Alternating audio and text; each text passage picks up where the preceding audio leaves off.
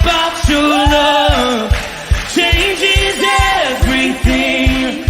Changes everything. Something about your love.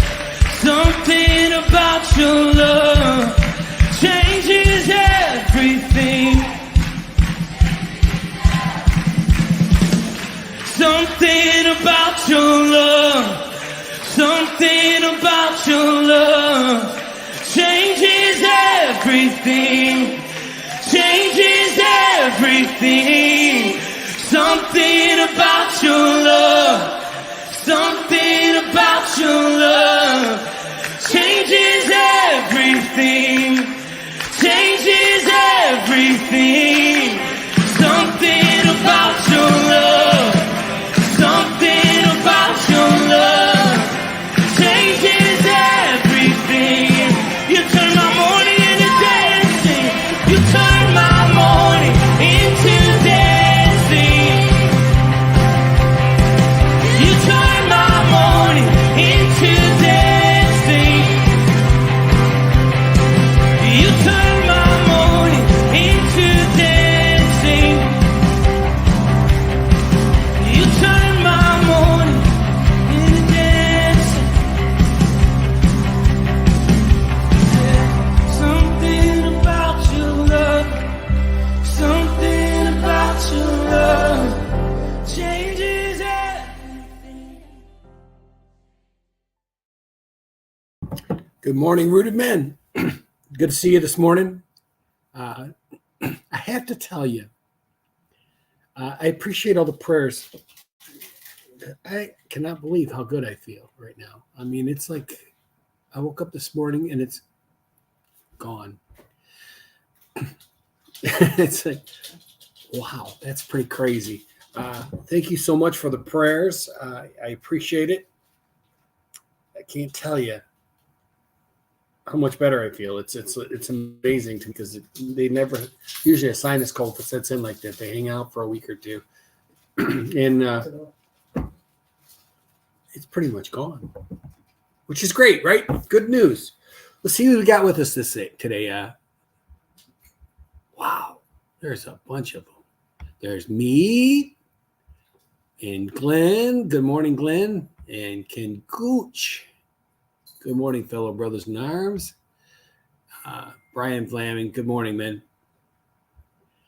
And Chuck B. Nice to have you with me, Chuck. And I have to scroll. This is crazy. Chris Connolly, it's always good to see you. And Rooted in Truth, good morning, men. And okay, this is Pastor Tom. Good morning, Elder Steve. Hope you're feeling a lot better. Yes.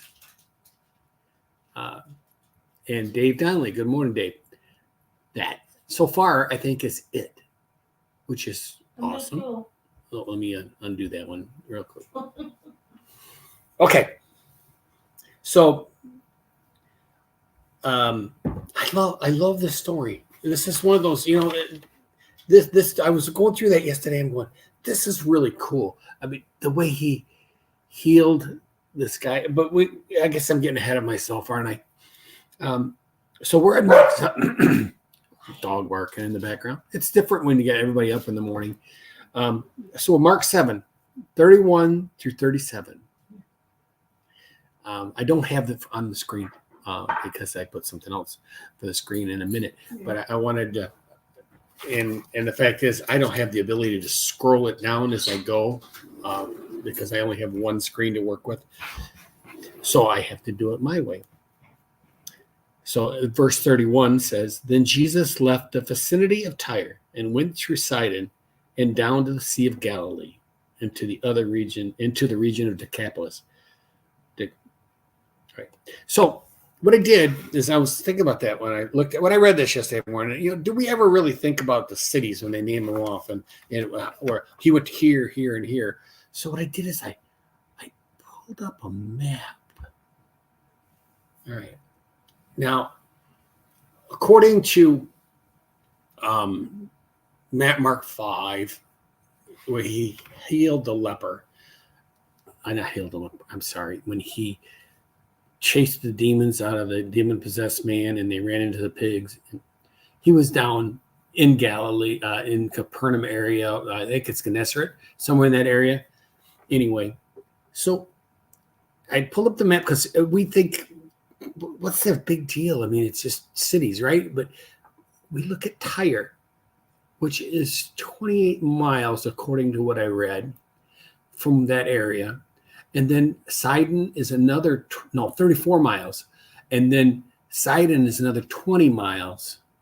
And then he returned back to the same area.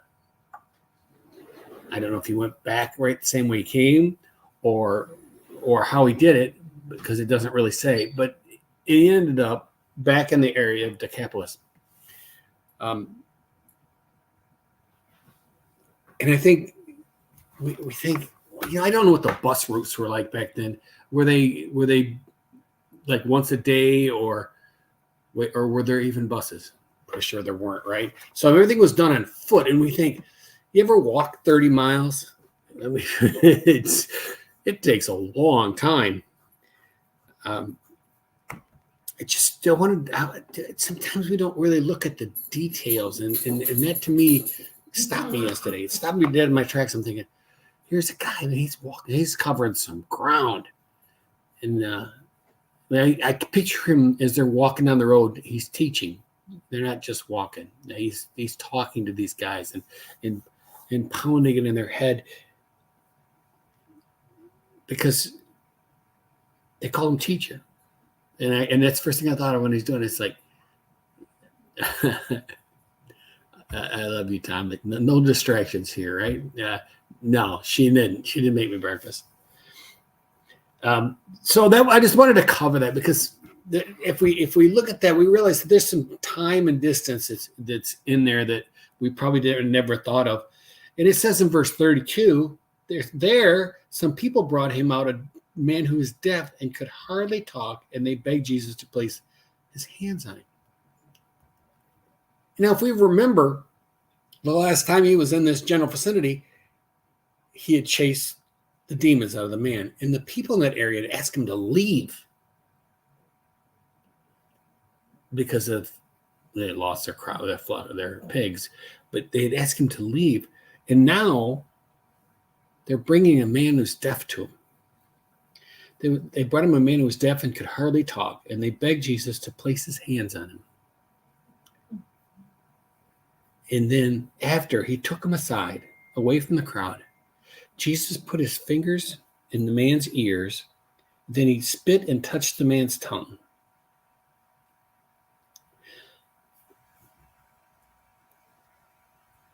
He looked up to heaven and with a deep sigh said to him, Ephphatha, which means be open. At that, the man's ears were open and the tongue was loosened, and he began to speak plainly. This is a fulfillment. This is a fulfillment of prophecy. Let me go back to a normal screen. This is a fulfillment of the messianic prophecies of Jesus. And it's from Isaiah 35:6. It says, then will the eyes of the blind be open and the ears of the deaf unstopped. Then will the lame leap like a deer, and the mute tongue shout for joy. Water will gush forth in the wilderness and the streams of the desert. So Isaiah told us this was going to happen. And we can't ever, I can't seem to let that go a little bit. It's like Isaiah 400 years before, 500, 800 years before, whatever it was, predicted that this was going to happen. And in verse 36, it says Jesus commanded them not to tell anyone. But the more he did so, the more they kept talking. The more they kept talking about it. I always wondered why Jesus did that. I wonder why he always told me. There's so many times, so many instances where he had told people not to share what had happened to them. Now, the man with the leprosy, he told him to go show himself to the priest, but he didn't tell him to go keep it a secret. In Luke 19,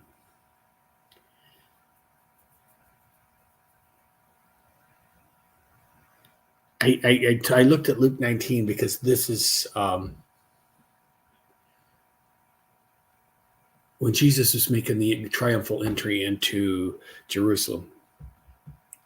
The Pharisees saw the disciples and the people saying, "Blessed is the King who comes in the name of the Lord.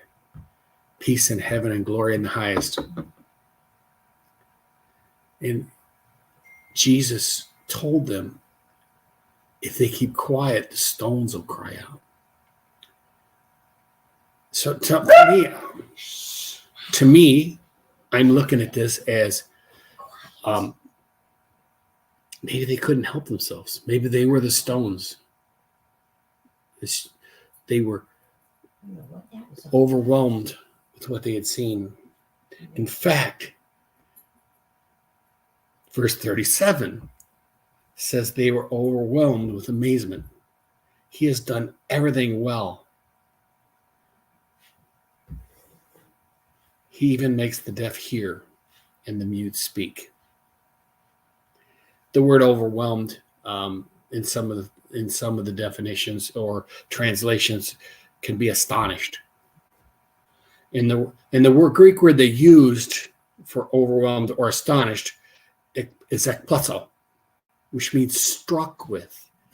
So it's not your run-of-the-mill overwhelm. It's a smack in the face. It's like this, man. It's like, wake up. And I wondered to myself, this is the same people that told him to leave because of their pigs. Did they expect him to heal this man? Or were they trying to just test him? I mean, if they assumed that he would heal him, if they went into this with going, we're going to take it and we'll get this guy fixed, would they have been overwhelmed? Would they have been struck? That's the thing that they felt struck, which means they weren't expecting that. This is a surprise. It is something that God said, pow, right in the forehead, and then they all just, their eyes get all buggy and crazy. I thought about that last night as I'm sitting here going through this over and over again, and I kept thinking to myself, have we ever been struck? Has God ever done something so big in your life that it was like you knew it had to be something. It had to be special. Paul was knocked off his horse and blinded for 3 days. He was struck. And time after time, there are stories in the Bible of people that were struck with amazement at what they had seen. I mean, Peter in that boat so full of fish that it made no sense. Has God done this to us? So what I would like you to do, and this is my challenge to all you men out there today. This week, think about the time you were struck. You were astonished. I think if you've been in the church more than a week, something has changed in you. Something has affected you and maybe struck you. I'd love to hear your story. I give you a quick one with me. I was with Pastor Tom, and we were in Ohio, and we went to visit somebody. We didn't know what was going to happen. We had no idea. We went to pray for Nancy Eichmann. We got there. She's frail, in a wheelchair, hasn't been out of it in months. And throughout that prayer process, I watched a weak, frail, shaky lady. I mean, get out of that wheelchair. So much work went into it. You could see her whole body tremble as she's trying to stand up. And I kept thinking to myself, none of this makes sense. And I think at that moment in time, that was when God was smacking me in the forehead saying, pay attention. I'm doing something big here. Pay attention. So that's what I have for you today. I hope it's good. I hope it was a blessing to you. I pray that, oh my goodness, I had all these errors popping up. But, okay, I guess Rumble didn't work or Instagram didn't, I don't know. Anyway, I hope this is a blessing to you. I pray that God strikes you. That sounds bad, doesn't it? No, I hope that somehow you are struck with amazement. That'd be a better way of putting it, wouldn't it? Let's file it. And then that I'm going to say, have a firmly rooted day, and may someone see Jesus in you.